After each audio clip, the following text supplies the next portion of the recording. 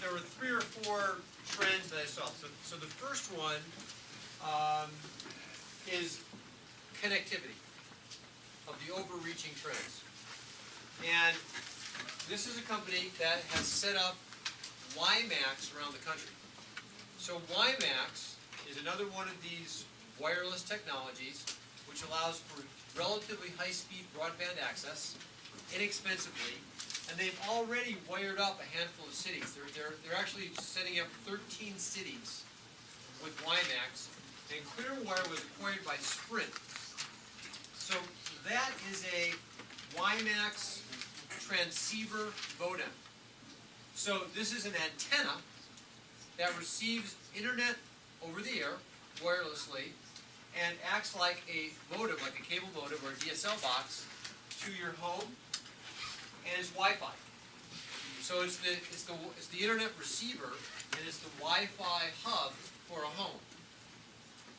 Unlike DSL or cable, their price points are about $35 a month for the home, and then they have a mobile option, and it's under the brand name of Zone. The other trend is massive storage. We already talked about some of the new storage devices, but there's a whole line of media appliances for home storage networks. There's a term called network attached storage, which was used in professional applications for many years. Now it's come to the home. So this is a Hewlett-Packard tower. It's called the HP Media Smart Server. Plug and play. You set this up in your house. It's got various hard drive bays, so you can replace the hard drives very easily.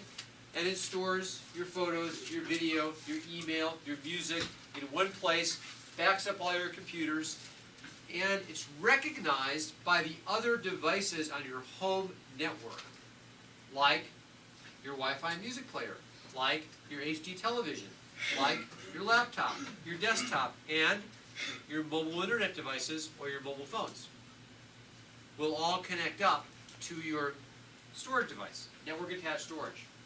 Here's another one with a built-in Blu-ray player with hard drives built in. So the refrigerator is kind of the centerpiece of your kitchen or the stove. They want these to kind of become the centerpiece, the appliance of the home media environment. What was very interesting to me is that Cisco, which has never manufactured a consumer device, Cisco was only B2B. One of the most successful corporations in the world. They have $29 billion in cash in the bank.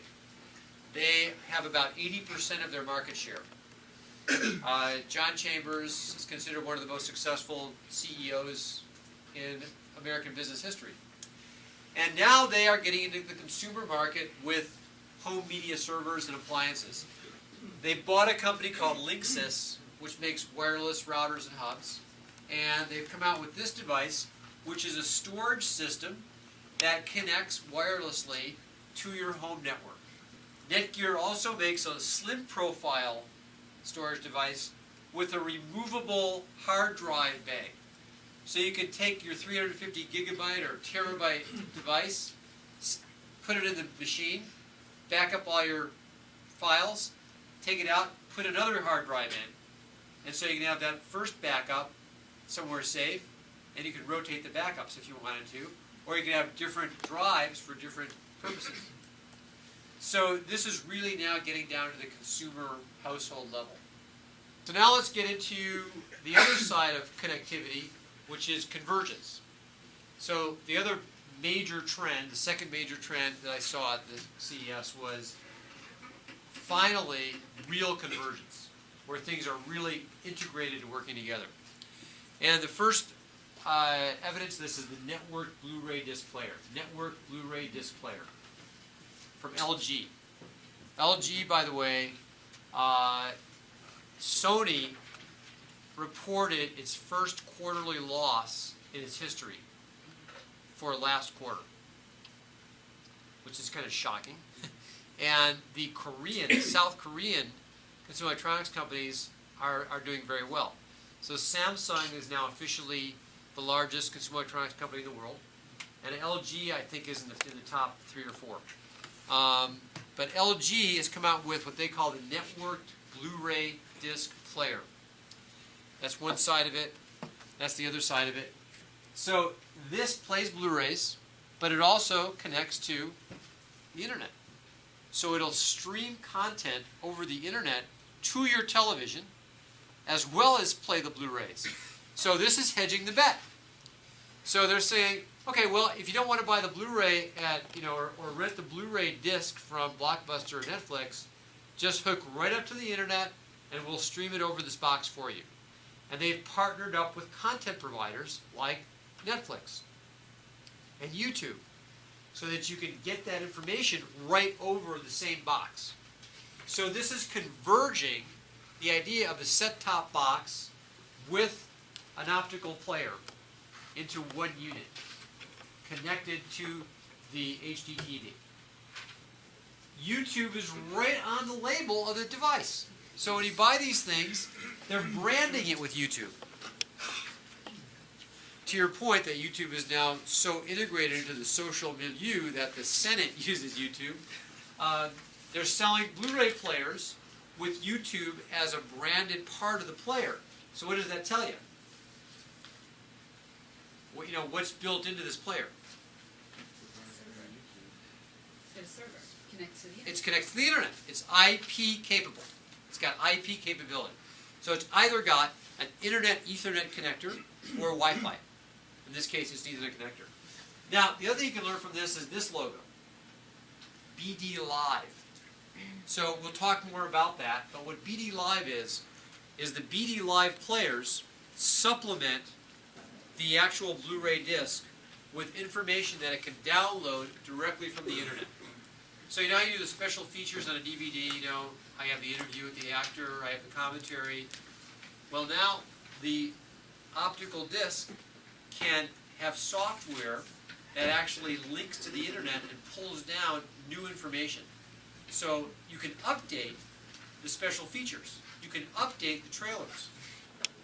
But the remarkable thing about this, to me, is that it is now a seamless pathway from the internet to your TV, not to your computer screen.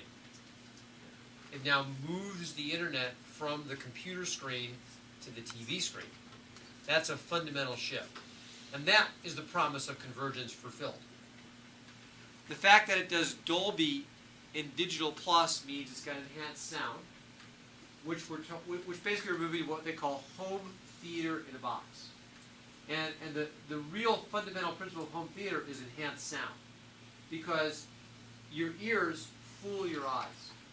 If the sound is a lot better, the experience really is upgraded to where it competes much more effectively with the theatrical experience. Your eyes are actually more forgiving than your ears. So if the sound quality is boosted, people will feel like it's more of a theatrical experience. So they got these two audio standards. And then look at these two things. It's got a USB connector. So why would it have a USB connector? Hook up to your computer. Maybe it hooks up to a computer. Why else?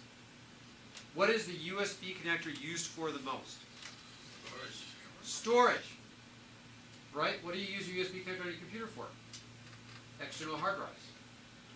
So this again might hook up to a storage device, maybe a network attached storage device for the Ethernet, or maybe it could directly upgrade the storage so it could be also a DVR by just hooking up a cheap hard drive. But look at that logo. What's that logo?